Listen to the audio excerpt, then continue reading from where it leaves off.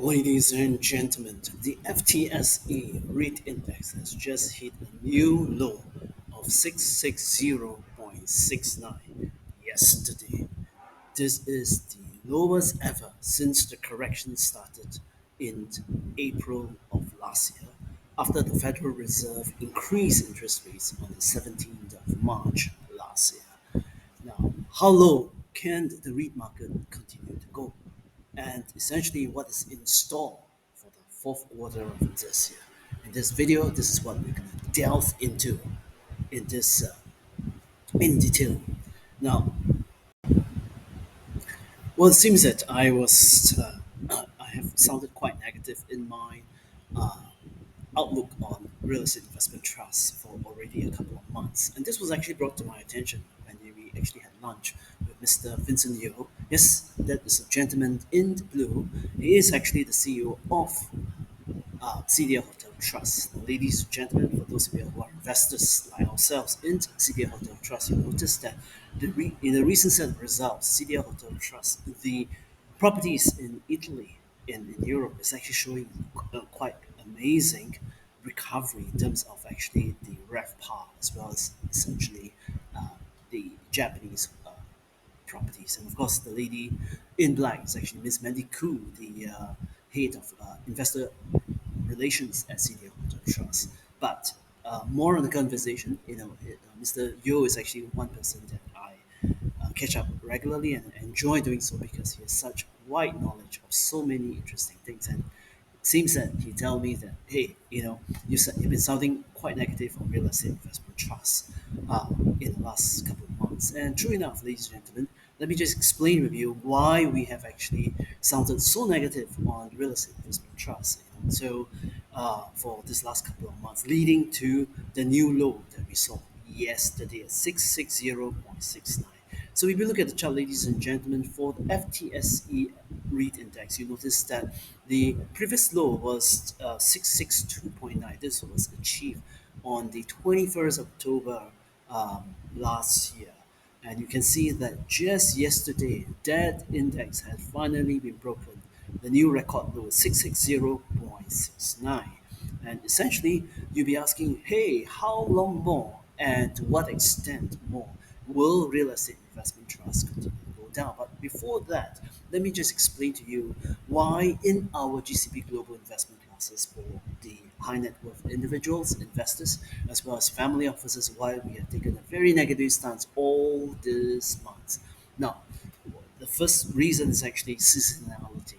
Now let's look at essentially this particular chart, which is the average monthly S&P return since 1928.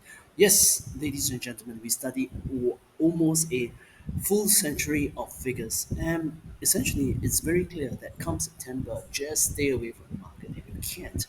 You know, because historically it's the weakest month in Wall Street. And you may say, what's the relation with Singapore REITs? Well, Singapore REITs are essentially a microcosm of the US market in terms of comparison. In terms of the comparison of the REIT market is similar. We don't have assignment properties. We don't have a Venado Realty or a Kimco Realty like it's listed in the US. Or we actually have the big ones like Capital Land Ascendus, Capital Land Integrated Commercial trusts. These are the bigger REITs. So you can see that essentially the relationship follows very closely. And what happens in the US actually affects Singapore very, very closely. So essentially, now that we are in the worst correction ever, let's look at some of the stocks. And this time around, you can see, ladies and gentlemen, if you compare, and most of the time, ladies and gentlemen, come July, for August and September will go away because essentially these are the weakest month of the market, and you can see that this time around we have proven to be correct. You can see that this time around, if you just take the closing prices of Singapore REITs. Now there are 19 REITs here that we follow very closely and trade quite aggressively. And over the 2 month period, compared to the price as of yesterday, you can see that there are a couple of REITs, for example, the likes of Capital Land Ascendus India, the likes of Capital Land China Trust, the likes of Lendlease REIT, like Fraser Logistics, ESR, as Capital Land, Ascot, um, and Paragon REIT, as well as Suntec REIT. So 8 out of these 19 REITs fell by close to by double digit for this 2 month ensuing period. So really, for those who attended our investment classes, you notice we have saved you the agony of going through this particular trauma. Now, actually, we're not that smart. Essentially, we just observe very closely the data, and let's look at essentially in our class when we presented, we showed you the same thing that happened before it happens last year.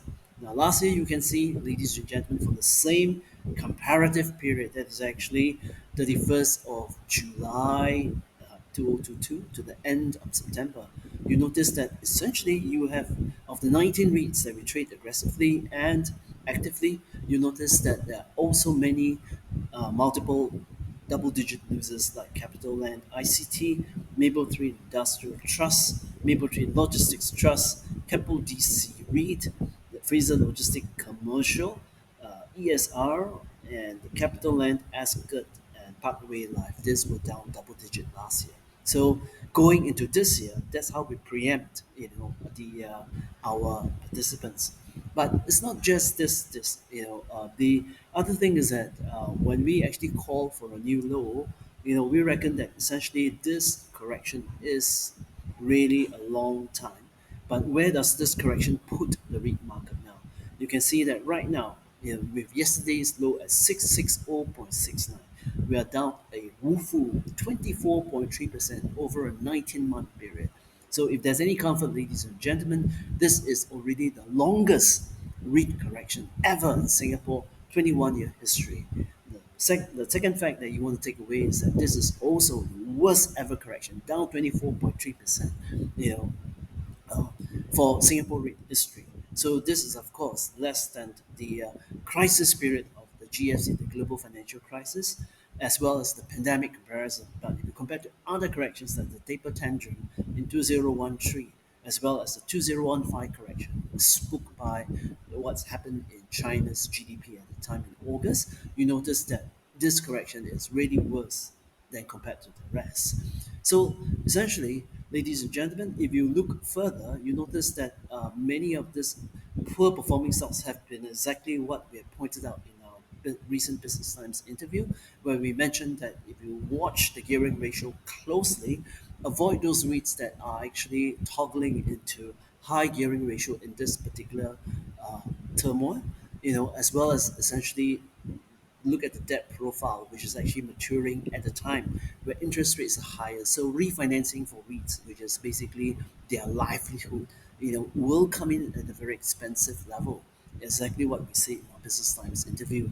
And you will put that into perspective into the REITs, those REITs that have double-digit losses this time around. It is actually nothing that you don't need to be a very smart person. Just be a very sharp, and watch for an alert person. That's exactly what we mention out to our participants in our investment classes, and that's where we guide you through. Well, we mentioned our investment classes a couple of times. Do actually look at our next class. It's coming out on 2nd of December, and you can see that essentially this is actually a period of time where we are able to actually then suss out the best REITs that are likely to position for the end of the year. You notice that also, if you are actually wondering whether it's the time to actually get back to the REIT market, that's something that we also delve into in a big way. So to join us and sign up for the early bird special, and if you want to know essentially where will the REIT market head to next year, and to what extent should you be positioning, this is something that we will delve into in greater detail. So, having actually predicted this the downturn correctly and accurately, where do we see the fourth quarter? Well, we are basically not that bearish anymore, because one, our objective has been hit, as what Mr. Yo has actually pointed out.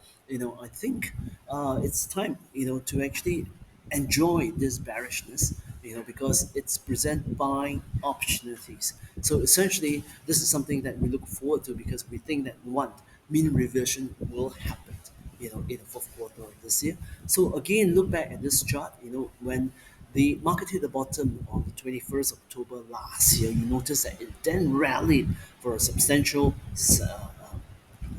November, December, January, and February before it hit a high, on 3rd of February. And that's where, for those of you who have been attending our classes, we told you to actually take profits. So you can see then, that trading REITs in interest rate environment, increased interest rate environment, is actually and can be profitable. So hope that you enjoyed today's episode and join us for our next class. So the key goal away is that you don't need to be too negative right now.